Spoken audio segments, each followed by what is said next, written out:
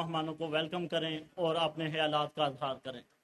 President اسلام آباد high court bar ایسوسی ایشن جناب محترم شعیب شاہین صاحب۔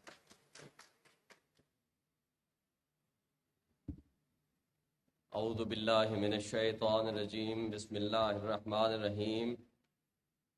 محترم عمران خان صاحب، چیئرمین پاکستان تحریک انصاف، اور آج کے جو ہمارے گیسٹ سپیکرز جو آج تشریف لائے ہیں، جنرل ریٹائرڈ خالد نعیم لودھی صاحب، جناب شمشاد احمد خان صاحب، جناب ایاز امیر صاحب، جناب عمران ریاض صاحب،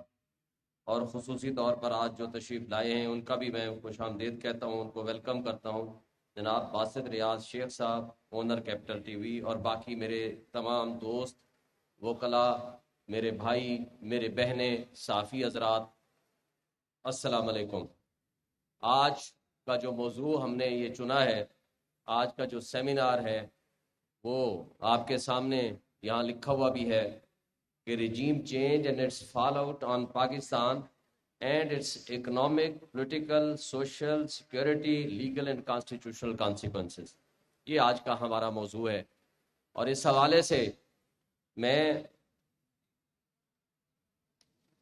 ایک بات واضح طور پر اپنی اسلام آباد ہائی کورٹ بار کی کیبنٹ کو، اسلام آباد ہائی کورٹ بار کو یہ مبارکباد دیتا ہوں کہ یہ اعزاز ہمارے حصے میں آیا کہ ہم آج اس کرائسس کے زمانے میں ہمیں یہ اعزاز حاصل ہوا کہ پہلا بھی پروگرام سب سے اچھا ہم نے کیا، اسلام آباد high court bar supreme court میں گئی جب چار دیواری کا پامالی ہو رہی تھی اور وکلاء کے خلاف ایکشن ہو رہے تھے اور سیاسی ورکرز کو پابند سلاسل کیا جا رہا تھا، بنیادی انسانی حقوق معطل کیے گئے تھے، اور لوگوں کے گھروں میں اس طرح چھاپے مارے جا رہے تھے کہ یہ جس طرح کے ایک فاشسٹ گورنمنٹ ہو۔ تو میں سمجھتا ہوں کہ اسلام آباد high court bar supreme court میں گئی اور سپریم کورٹ نے ہمیں ریلیف دیا، اور ہم سمجھتے ہیں کہ اس کرائسس کے زمانے میں جب حق کو باطل کی لڑائی چل رہی ہو، اس کرائسس میں کہ کون کس جگہ کھڑا ہوگا، تاریخ اس کو یاد رکھے گی، اور انشاءاللہ تاریخ کے اس ڈیفائننگ مومنٹ میں، اس ڈٹرمننگ مومنٹ میں میں سمجھتا ہوں کہ اللہ نے ہمیں موقع دیا، انشاءاللہ ہم حق کے ساتھ کھڑے ہیں، ہم عمران خان صاحب کے ساتھ کھڑے ہیں، اور انشاءاللہ تعالی مستقل مزاجی کے ساتھ آپ کی اس کاز کے ساتھ ہم کھڑے رہیں گے۔ آج ہمارے باقی جو گیسٹ سپیکرز جن کو میں خوش آمدید کہتا ہوں، جناب عمران خان صاحب کو بھی، یہ اس موضوع پہ بڑی سیر اصل گفتگو فرمائیں گے انشاءاللہ،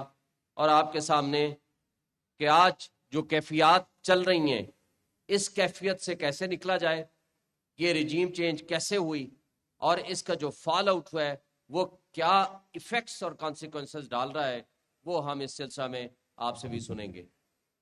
اور جس طرح ایک جمہوری حکومت کو ختم کیا گیا، اور جس طرح فورن انٹرونشن کے ذریعے، ہماری لوکل انٹرونشن کے ذریعے،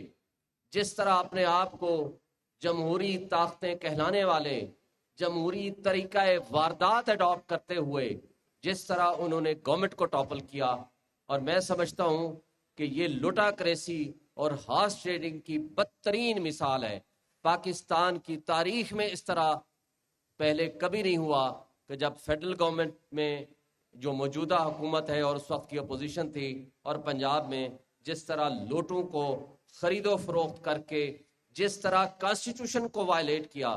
جس طرح ان کانسٹیٹیوشنل ان ڈیموکریٹک طریقے سے انہوں نے رجیم چینج کی ہے، میں سمجھتا ہوں کہ یہ کسی لحاظ سے نہ آئین کے مطابق تھی،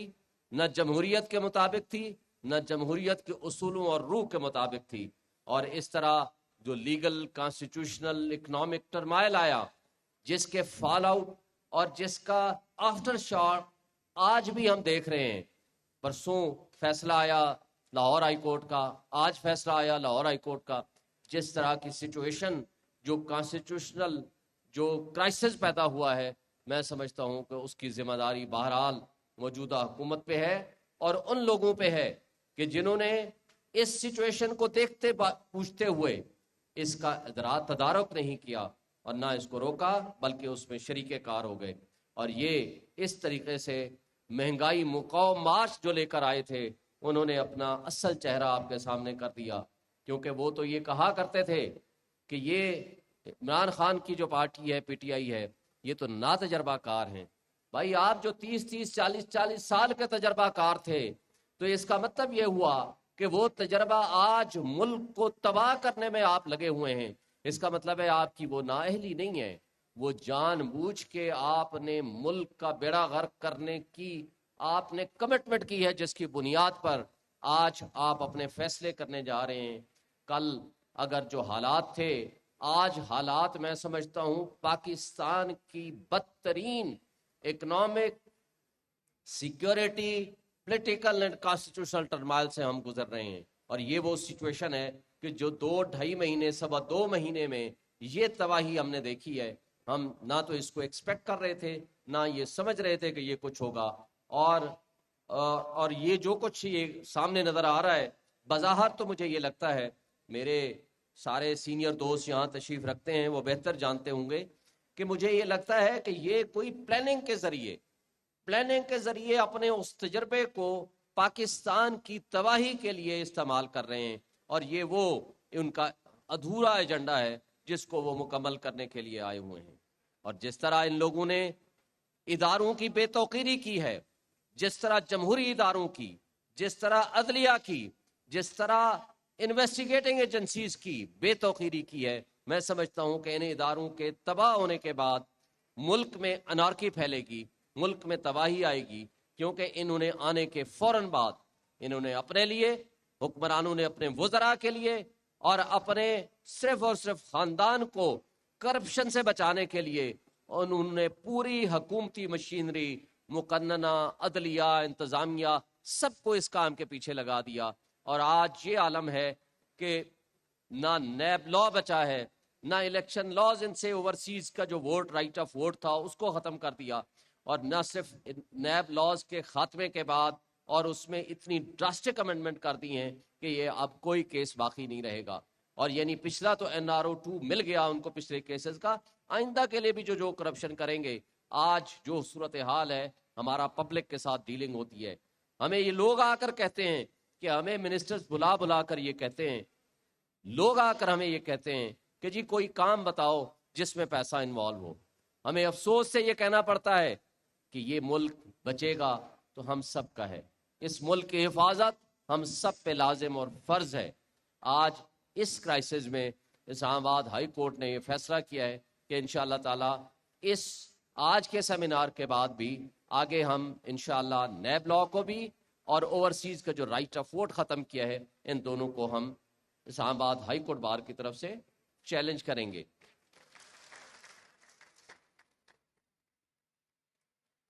جس طرح انہوں نے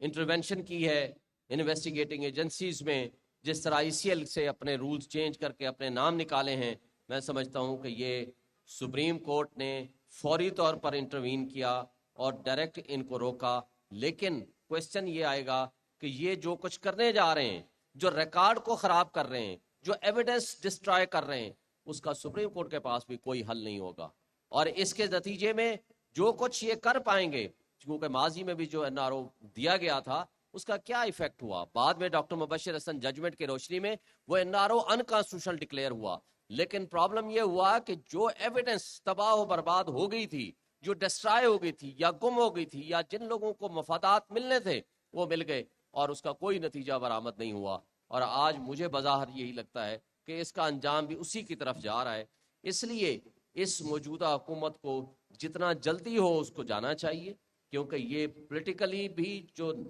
انسٹیبل کنڈیشن ہے اس کی وجہ سے اکنامک پرابلم بھی ہمارے ہیں، اور اس کی وجہ سے جو ہمارے باقی جو ایشوز ہیں وہ بھی سارے کے سارے اس لیے ہیں کہ اس وقت کوئی سٹیبل پولیٹیکل گورنمنٹ نہیں ہے، اور ان کے اوپر نہ صرف پاکستان میں بلکہ پاکستان سے باہر بھی کوئی ٹرسٹ کرنے کو تیار نہیں ہے، کیونکہ باہر میں دیکھ رہا تھا وہاں کینیڈا میں پارلیمنٹ میں جو بحث ہو رہی ہے، یا جو باہر باقی صحافی حضرات بات کر رہے ہیں، جو ڈیفنس اینالسٹ باتیں کر رہے ہیں، हम वहाँ जब इनको सुनते हैं तो हमें सुन के शर्म आती है कि जी 60% कैबिनेट वो है जो करप्ट है वहाँ कहा जाता है, और या जो मुकदमात में इन्वॉल्व हैं और करप्शन केसेस में बुरी तरह फंसे हुए हैं। और आज तक मैंने नहीं देखा कि बिलियंस की करप्शन हो, बिलियंस की करप्शन हो और बेल बिफोर अरेस्ट जो मौजूदा वजीर आजम साहब हैं या वजीर आला साहब पंजाब के हैं, बाप बेटा दोनों की बेल बिफोर अरेस्ट कन्फर्म हो गई हो। और ये इसी तरह मुमकिन हुआ क्योंकि जिस तरह उन्होंने इंटरवेन किया और अपने मफादात लिए। तो ये सारी वो चीज़ें हैं कि जैसे आर्टिकल 63A का सुप्रीम कोर्ट के फैसले को हम समझते हैं कि इसने बहरहाल आइन के तहफ़्फ़ुज़ के लिए उन्होंने बेहतरीन काम किया, लेकिन काश के आर्टिकल 63A की अगर इंटरप्रेटेशन वक्त से पहले आ जाती और उस वक्त तक आ चुकी होती तो आज हमें शायद ये दिन ना देखने पड़ते। इसलिए हमारी तमाम इदारों से गुजारिश है कि ये मुल्क हम सब का है, ये मुल्क आपका भी है। आपका इक़्तिदार, आप चीफ जस्टिस तब रहेंगे जब ये मुल्क रहेगा। हमारी फौज से भी ये है कि आपकी फौज तब स्ट्रांग होगी जब आपकी इकोनॉमी स्ट्रांग होगी, आपका मुल्क जब स्ट्रांग होगा, आपके इदारे स्ट्रांग होंगे। और इदारों की तबाही ये लोग किसी इदारे को रहने नहीं दिया, और जिस तरह अदलिया को, जिस तरह मुकन्नना को, जिस तरह इंतज़ामिया को, जिस तरह एग्जेक्टिव को अपने हक में इस्तेमाल कर रहे हैं, मैं समझता हूँ कि ये तारीख के इस बदतरीन दौर से हम गुजर रहे हैं। और लिहाजा ये जो डिफाइनिंग एंड डिटर्मिनिंग मोमेंट है, तो उसके लिए हम अपने तमाम वकला दोस्तों से गुजारिश करता हूँ कि हमारी आवाज़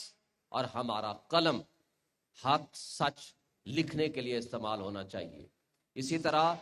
मैं गुजारिश करता हूँ सहाफ़ी हजरात से भी कि उनका कलम हक बोलने, हक लिखने के लिए इस्तेमाल होना चाहिए। और यही हमारी गुजारिश हमारी अदलिया से भी है कि वो सच और हक पे फैसले करेगी तो इंशाअल्लाह ताला इस मुल्क में बेहतरी आएगी। इसलिए कि सहाफ़ी का कलम, वकील का कलम और जज का कलम जब बिकता है तो फिर पूरी कौम बिकती है, वो सिर्फ एक शख्स नहीं बिक रहा होता। तो इस मौके पे मैं एक अहमद फराज साहब की नज़म के चंद अल्फाज खान साहब आपकी नज़र करूँगा, उसके बाद अपनी बात ख़त्म करूँगा और हमारे मुकर्रीन बड़े कॉम्पिटेंट लोग बैठे हुए हैं उनके मैं हवाले करूँगा। सो शर्त यह है जो जहाँ की अमान चाहते हो तो अपने लोहो कलम कत्लगाह में रख दो, वगरना आपके निशाना कमानदारों का बस एक तुम हो, सो गैरत को राह में रख दो। ये शर्तनामा जो देखा तो एलची से कहा, उसे खबर नहीं तारीख क्या सिखाती है कि रात जब किसी खुर्शीद को शहीद करे तो सुबह एक नया सूरज तराश लाती है। सो ये जवाब है मेरा मेरे उदू के लिए कि मुझको हिरसे करम है न खौफ खमियाजा, उसे है सतवत शमशीर पे घमंड बहुत, उसे शुकोह कलम का नहीं है अंदाजा। मेरा कलम नहीं किरदार उस मुहाफिज का जो अपने शहर को महसूर करके नाज करे। मेरा कलम नहीं कासा किसी गदागर का जो गासिबों को कसीदों से सरफराज करे। मेरा कलम नहीं मीज़ान ऐसे आदिल की जो अपने चेहरे पे दोहरा नकाब रखता है। मेरा कलम तो अमानत है मेरे लोगों की, मेरा कलम तो अदालत मेरे ज़मीर की है। मैं कट गिरूं कि सलामत रहूं, यकीन है मुझे कि ये हिसारे सितम कोई तो गिराएगा। तमाम उम्र की इज़ा नसीबियों की कसम, मेरे कलम का सफर राएगा न जाएगा। Thank you.